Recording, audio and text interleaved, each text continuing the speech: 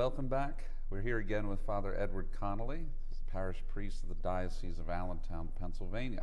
Welcome back, Father. Thank you, Mr. Buono. Today we will talk about happiness, everyone's favorite subject, but the finding of happiness and the concept of being content. Okay, this is, I don't know, it seems like an issue to me because obviously everyone is seeking happiness. They're seeking it in all kinds of forms, but there is an interesting thing that goes along with happiness that I think is contentment. And I think there's a real issue there about the capability today of people to just really be content. So if everyone is seeking happiness, what is your observations about this, about the idea of happiness and how people are seeking it today? Happiness is the universal desire. I mean, every human being wants to be happy, regardless of who you are, where you are, your ethnicity, your creed, your skin color, your anything. We all want to be happy. Of course, what does it mean to be happy? Well, to be happy is to be fully content. Now, what does it mean to be content?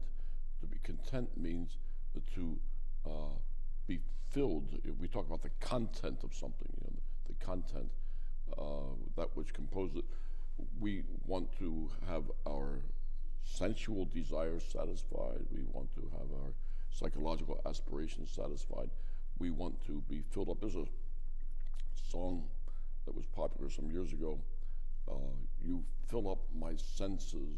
Have you heard that song? You fill up my senses. That's a particularly beautiful song, I think.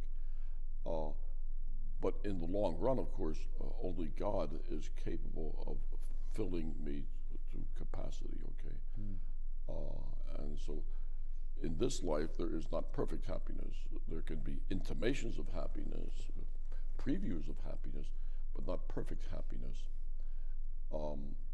And so anyone who anticipates that it is even possible in this life to be perfectly happy is pursuing a nowhere path, because it's not here, but it is beyond. Do you think even Catholics are pursuing happiness and seeking it in the wrong places? Again, even in relationships, which is kind of our focus, seeking happiness in another. I mean, do you see this even among Catholics, that they might have the wrong approach? Well, it's kind of fundamental that if I say to you, Mr. Buono, I would like to be friends with you because I think you can make me happy, you would probably say to me, gee whiz, I don't think I want that job, because then you would have to be preoccupied morning, noon, and night, like, what can I do to make Father Connolly happy, and pretty soon you say, oh, the heck with it, However, if I were to say to you, Mr. Buono, if I can make you happy in any way, I would like to do that. So I'm going to keep my eyes and ears open just to see how I can make you happy. You would probably say, oh, fine, go right ahead. In fact, I would say the same to you. If you can increase my happiness quotient at all, I give you permission to do so. Just don't step on my toes while you're doing it. Well, it sounds like on one side of what you said, there's tension and concern and maybe too much preoccupation with it. But on the other side is a relaxed feeling, feeling of peace. Right. It's no coincidence that the word happiness in the English language sounds like the word happen. Okay, they are cognate words.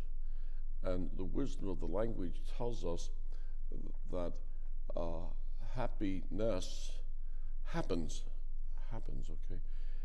So if we pursue happiness, it's going to elude us. But if we do our duty, it will happen, okay? And we will be happy. So happiness happens. Oh, there was an old saying that was popular a few years ago about the butterfly. What is it? If you pursue the butterfly will forever elude you. But if you just sit down and mind your own business, the butterfly will come and perch on your nose or your shoulder or something. So happiness as a butterfly, there's some wisdom to that. You know? People who try to be happy make me nervous, you know. I don't think that I wake up in the morning saying, now what can I do to be happy today? I don't. It just doesn't occur to me. In fact, when I get up in the morning, very little occurs to me. But if I do my duty, and if I am honest and fair and helpful and obedient and kind and thrifty and clean and all that sort of thing, but at the end of the day I say, well, I guess I'm happy because I did my duty. There's a line in a poem that I read when I was 12, 13 years old. It was in our 8th grade poetry book, and the line is this: do your duty, that is best, leave unto the Lord the rest. That simple little rhyme comes back to me from time to time. In fact, very frequently. Do your duty, that is best, leave unto the Lord the rest. Sometimes, as any parish priest experiences, sometimes people bounce into his life at times that are not particularly convenient for him, you know, especially when you live alone and you want to sit down and eat your meal, you know. And with me, that's pretty much a matter of taking it out of the refrigerator and putting it in the microwave and then taking it out and, okay, sit down. And then the telephone rings or the doorbell rings and you have to go and get it. Well, of course, after a few years, you sort of train yourself to say, well, this is the way it goes, you know, and you put on a happy face and you take care of the person's needs. Yeah. And then you sit down. Well, then, of course, the food is cold, so you have to nuke it again. But that's kind of amusing in a way, you know. And it makes me happy. It makes me laugh, because I say, you know, you see a certain irony in life, you know. Even those things that could make you unhappy, somehow or other, they make you happy in the long run. Does that make any sense to you? Yeah, it does. And I mean, there are a lot of examples of that.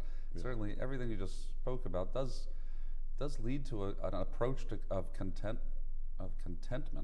Yeah. To approach life with a contentment that whatever happens, and a sense of duty and going about your business. And of course, I mean, you do what you can to increase your happiness simply by going forward, getting yourself in environments where that will that makes sense for whatever it is, your state of life and what have you. But this concept of contentment, I think it's a real issue today. I mean, we seem to live in a time where there is a distorted sense of need of variety, is what I call it. The need for variety. People, you know, need things fast and they need change constantly. There seems to be, you know, very little that people want in life that have to do with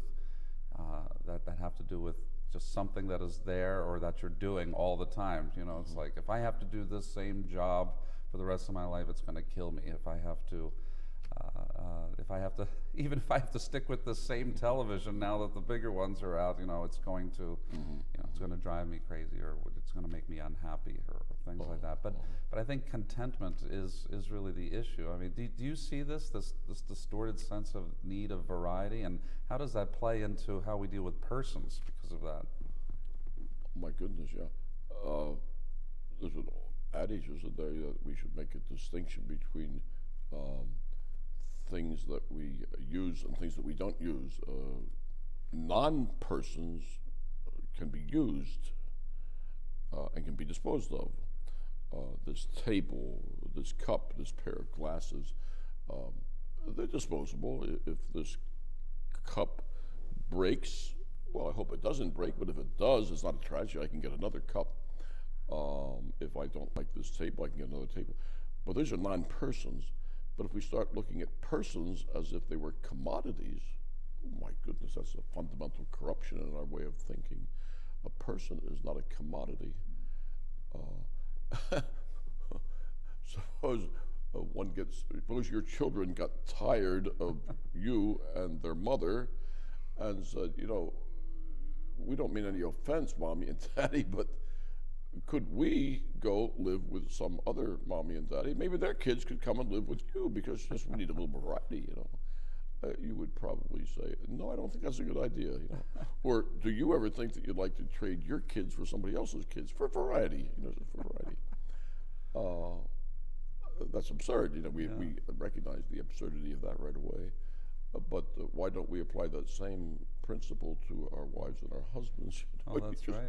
Well, certainly in marriage, if you are a discontent type of person, you could have those itches, and they manifest themselves in different ways. You know, sometimes people try to be too secret about them, and it can be very dangerous. So, the acquiring of a contentment or an attitude of contentment is very important. And I see this in relationships. People who are trying to develop a relationship towards marriage.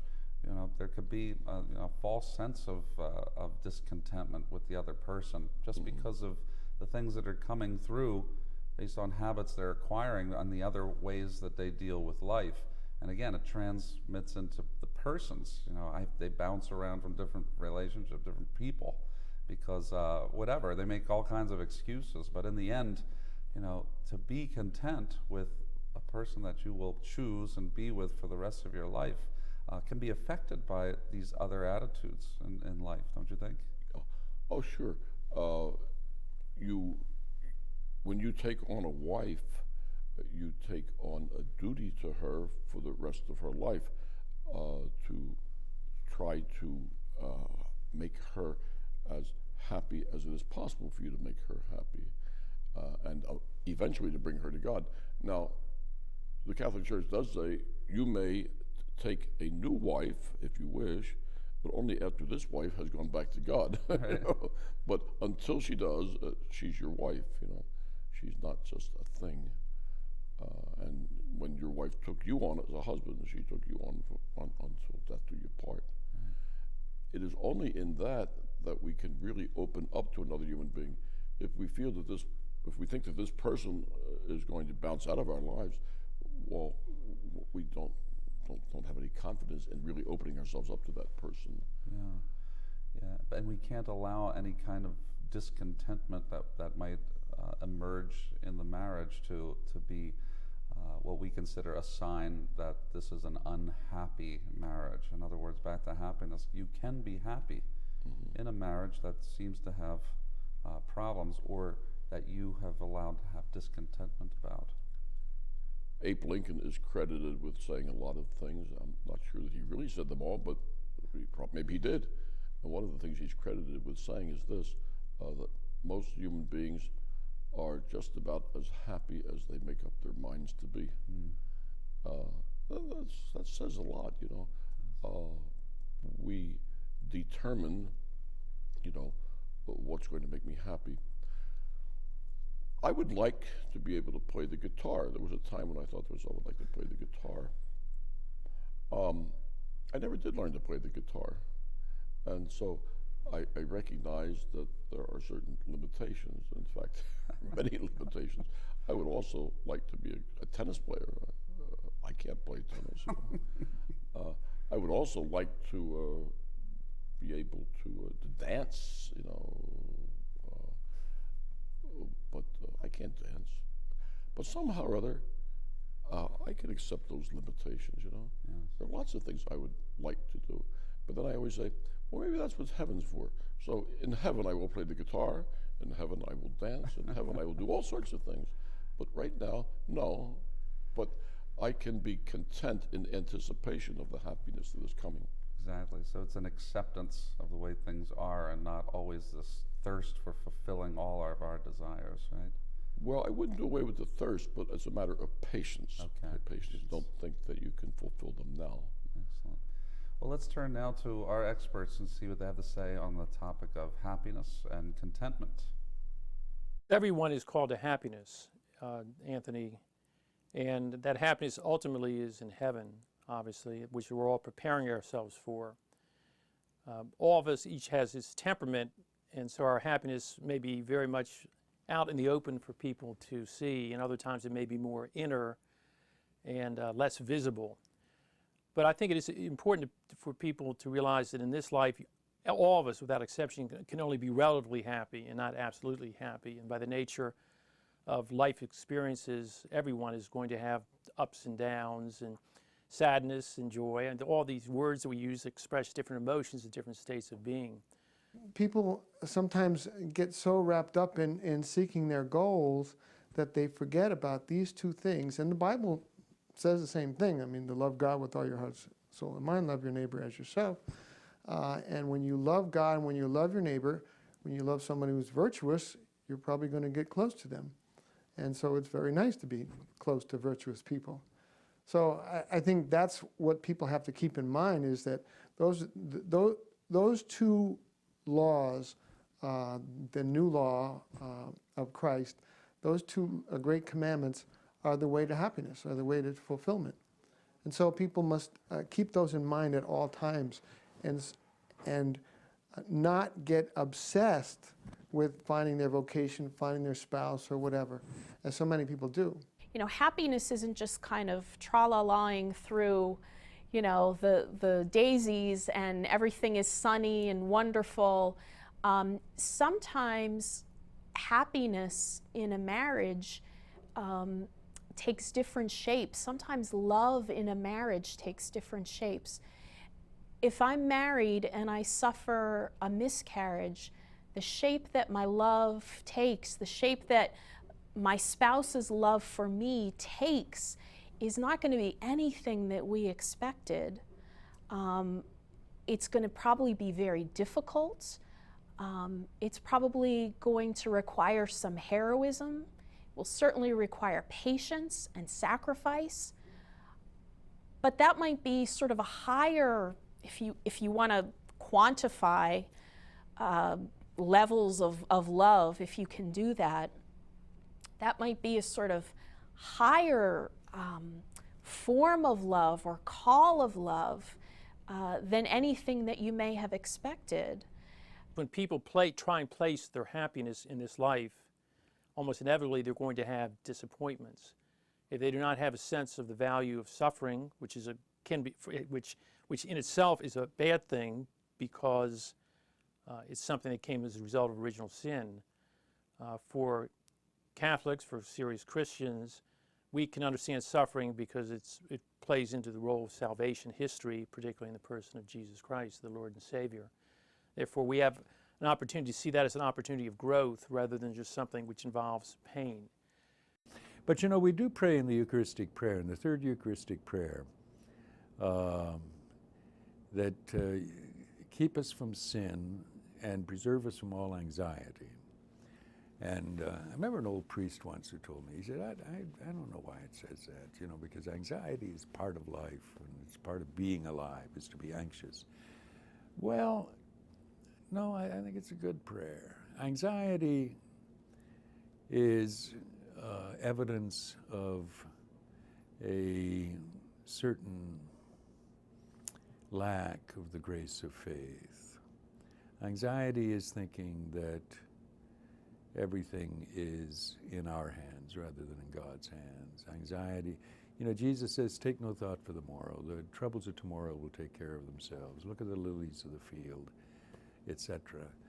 And to be able to maintain that kind of serenity, and to be able to, for a couple in marriage, to be able to maintain that kind of serenity in the full knowledge of and experience of all kinds of anxiety-creating circumstances, which every marriage has, is a real gift of grace. Our culture teaches you not to be content. Everybody wants to constantly improve. If they have a color TV, they want a bigger color TV. It's always more. And this is what you mean by consumerism. I'll be happy if I have more, if I get more. Of course, it isn't true. Someone told me one time that wealth does not bring happiness, it brings comfort. And I have worked with the poor all my life, and I could tell you, some of the happiest people I ever knew in my whole life are poor people. And they've lived in poor sections all their lives with self-respect They've taken care of themselves, modest incomes, been helpful to other people. You have to understand that we are inherently limited by the amount of happiness we can experience. And that doesn't mean that we should feel bad about this. It's just that we should recognize that there are limitations to the amount of happiness a human being can attain in this world. So when Freud said one time that you try to maximize your pleasure and minimize your pain, what he was trying to say is you will never be totally happy. And I think that's something that before anybody goes into marriage or looking for that perfect person, they have to realize that number one, they're not perfect, and there isn't any other perfect human being out there that can make them, quote, perfectly happy. This is how all my technology should work. This is how I should go through the drive-through and the hamburgers should appear immediately. You know, this is how everything should work for me. And so this is how marriage should be. This person should act a certain way. They should look a certain way. I should get a certain kind of gratification from them. This is what makes me happy. Well, if your definition of happiness is, you know, kind of based on what you can get or what you think you expect for yourself, you probably will end up being disappointed no matter who you end up marrying or no matter whatever situation in life you find yourself in. I have one old lady, Ruby Davis. She'll come at Thanksgiving and Christmas to get her basket, and she always smiles. I said, Ruby, what are you so happy about? She says, I can see, I can hear, I can walk, and I can talk, and when I'm all finished here, I'm going straight up to heaven like a shooting star. She's a happy person. I was going to bring her over to Psychiatric Institute and introduce my former colleagues to a happy person. Because actually, the realistic goal of a great deal of psychotherapy is to bring people from complete misery to mere unhappiness. Happiness is a very mysterious quantity in therapy. Well, I think in this age, many people are struggling to keep doing things, and hopefully they're going to find happiness in that. But I think there are only two things that really make us happy, that fulfill us. The first one is to make other people's lives better, and we call that love, of course. And then the second one is to draw close to other people, and that's intimacy. And those are the two things that will really satisfy us in the long run. So I'd say that, you know, a person who is looking for happiness in marriage is a great good, because marriage, for many people, that state, which is in itself naturally is a very important state, good state, healthy state. At the same time, in the context of a sacramental marriage and the grace that comes with it and those great goods which are involved with it, it makes it very possible to have a happy marriage. But it doesn't mean a delirious, ecstatic state of bliss, as some people might sometimes have that image. You know, in the area of marriage, there is a growing divorce rate. It seems to continue to grow. Even among Catholics, there seems to be a statistic that there's a 50% or so divorce rate. Many of us know that divorce wasn't there a lot in the past, as much as it is today. We've made a lot of progresses in life. We're 21st century persons now, and a lot of technological advances, a lot of advances in these last 100 years the world has never seen, but yet happiness still seems to elude people. I mean, again, the divorce rate, people are not making it in marriages, and yet we should be happier, shouldn't we, with all these advances? Well, you mentioned divorce. When I became a priest, in my mind at age 28 was this: by my becoming a priest, this is going to be for the rest of my life, and I will never do anything to deliberately to withdraw from the priesthood. The only way they'll get rid of me, they'll have to throw me out, you know. But I will never leave. I will never leave. It is highly unlikely that they will throw me out. I also thought to myself, And of course, I had good teachers and good counselors and good example from my own parents of fidelity. I just decided that this is it. Now, have there been any rough spots in my years as a priest? Oh, one or two or three, yeah, sure. But through it all, I just said to myself, but this is it.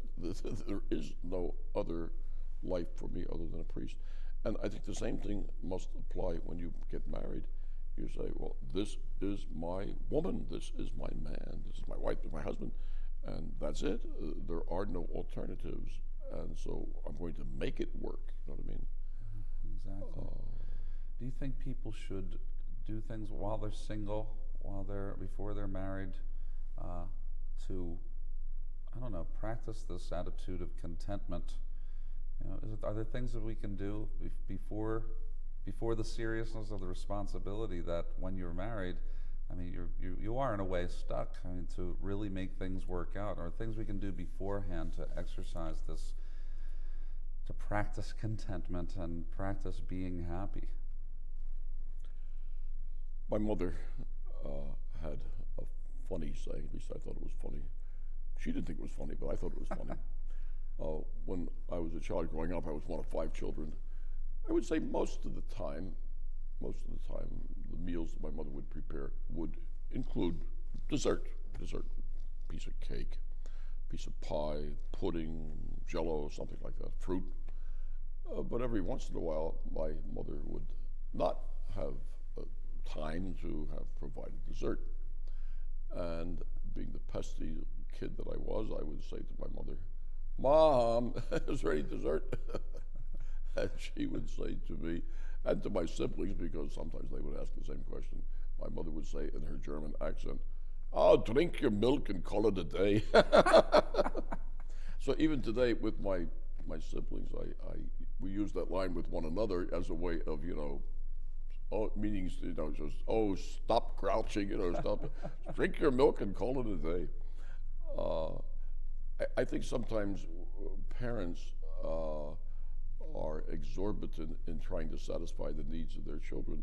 So I recommend my mother's line to parents, to their children, drink your milk and call it a day, or apply the line as you will. Sometimes, of course, parents who deliberately limit the number of children that they have, I'm talking about artificial contraception here, have a certain residual guilt from it all, even if they don't recognize that they're feeling guilty. Deep down they are, because guilt exists in a very low subconscious level.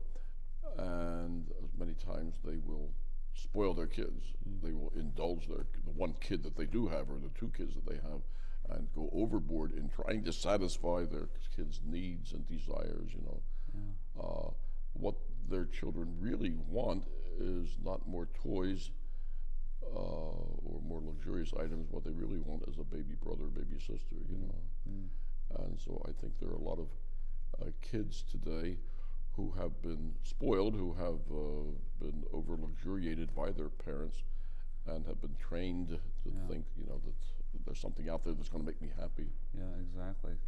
To this day, my kids, the best toy they ever played with were the refrigerator boxes. The appliance boxes. They came, in those boxes we put in the yard. Then they started tumbling through them. They made a castle out of them. They cut doors out of them. I was like, all these toys that my mother would buy, they're not playing with them. They're playing with the cardboard boxes. So there's a lot to be said for a simplistic approach to life, even amongst all of the latest gadgets, all the latest things. And I do believe that there is a practice that an adult must make, conscientiously, even though you can. I mean, it's an affluent world we live in here in this country anyway. I mean, there's a lot of spending money available, I mean, even though people cry, "Oh, I don't have any money," I mean, they seem to be able to, buy DVDs and go to this place and that place and travel and do all kinds of things.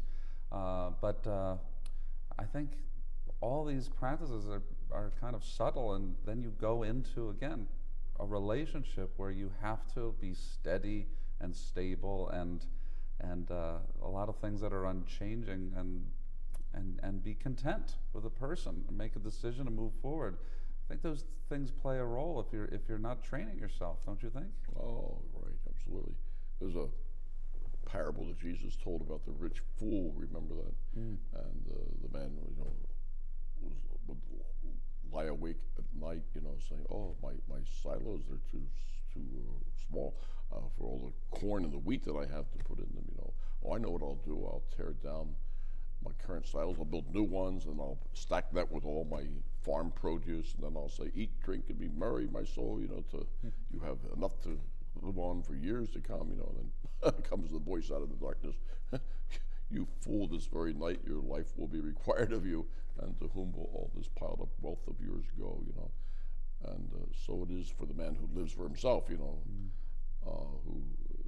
of course that can be applied to all the different trinkets and toys that we think will make us happy. Rather, what that man should have done was said, "Gee, I have all this excess farm produce. I think I'll give it to the poor." That's so true. Before we conclude, I want to take a moment and go to back to our experts. I asked many of them for a definition of happiness, and here's what they had to say. I would say our happiness only rests in God, who is the source of happiness. So to the extent to which we're united with His will is the extent to which we're truly happy. Happiness is not a feeling. Happiness is a state of being, and our true happiness resides in heaven, which begins now. To the extent that we're in communion with God through grace, through sanctifying grace, is the extent of happiness. But happiness cannot be found in any material thing or any creature. Happiness can only reside in God. So that to the extent to which we're ordered to that is the extent that we're happy. Peace with God, that is happiness, or tending toward it. So happiness is the possession of God. So therefore in this life, happiness can only be tended towards, and we can have a great relative happiness here. And that comes to us through living the Christian life fully in all its aspects. Family life, friendship, work, hobbies, interests, and giving ourselves. In as much as we give ourselves in the following example of Christ, who gave Himself totally on the cross, we'll find the relative happiness we want in this life, and we'll find the perfect happiness in the next. Yeah, it would be to be fulfilled as a person, to be self-actualized, as the psychologists say. Perhaps you might say to be all that you can be.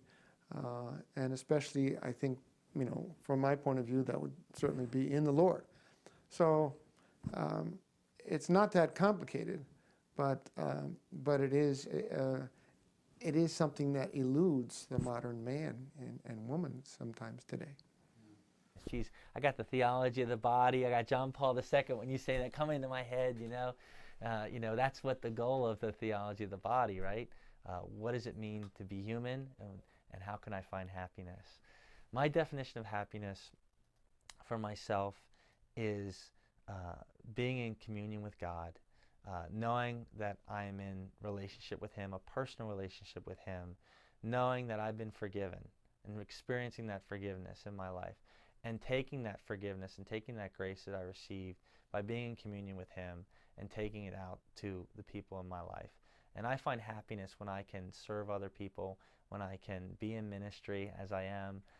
That's where my joy comes from, by knowing that I'm in God's will, knowing that I'm in, He's directing my every thought, my every desire, that He's in control. And when we give our life over to Christ, when we ask Him to direct all of our daily work, then there's happiness there. Real happiness is contentment with your life because you are moving toward God. And that must be there. Otherwise, you're moving toward oblivion. St. Augustine said it in one sentence: "To God, you have made us for yourself, O God, and our hearts are restless until they rest in you." And now I put it to you, Father, a definition for happiness. Happiness is the knowledge that at the end of the day, at the end of the life, I have tried to do God's will, and that He looks upon me as a dearly beloved son. To be at peace with God, to have a good conscience, is the supreme happiness. So happiness is having a good conscience. Having a good conscience. That's beautiful. Just applying it to my own life, marriage. This isn't a definition of happiness, but for me, the thing that's made me the most happy is, when I see my wife happy and at peace and relaxed. When I see that smile, I just know that I'm on the right path. So in the vocation of marriage, I see happiness as in definitely serving the other in the pursuit of their contentment and their peace, and being relaxed around you and able to flourish and blossom and grow as a person.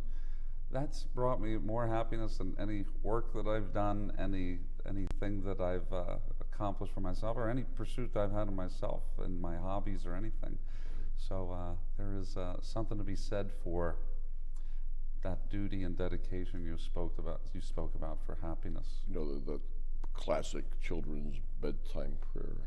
There's a lot going there. Now I lay me down to sleep.